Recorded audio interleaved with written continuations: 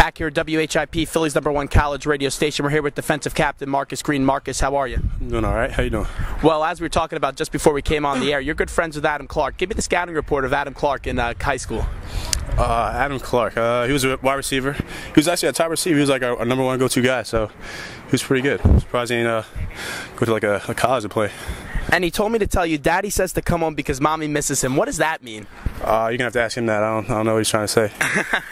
Take me through that block up against USF. Take me through the whole play. Well, we had a rough penalty call on us on that third down, which would have got us off the field. So they got to drive. They were driving to like that 20-yard line, and somebody had to make a play. It was 4th down. The game was on the line. We all went hard, so luckily I got the block. We're talking to Marcus Green. And Marcus, after the game, I talked to Steve Adazio, and he told me it was his most emotional win in the history of his career at Temple. Does the same go for you as a player? I definitely put it up there. I've never been a part of a game like that. I've never started a game that was so intense. It was our first game in the Big East, and being able to block that game-winning field goal was amazing.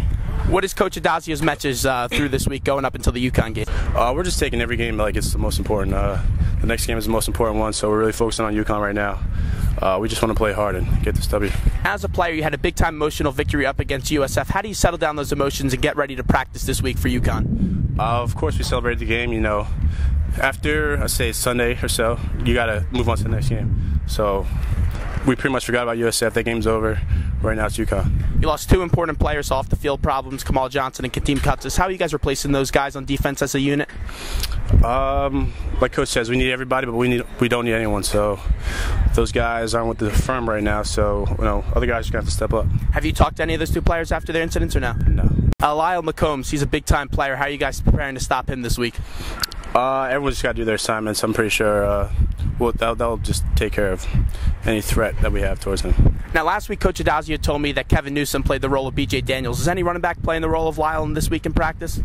I'm not sure. I think Dixon, he's a sophomore. He's real good on the scout team. He gives us a great look, so he's been imitating him, and he's been doing a real good job. One big player on this team so far in the defensive question, 2 more questions as we're talking to Marcus Green, has been Nate D. Smith. Just talk a little bit about Nate's play so far this season.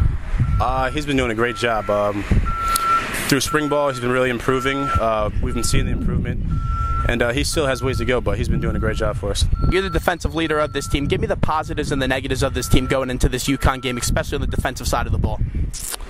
On the defensive side, as a whole, we're a young team.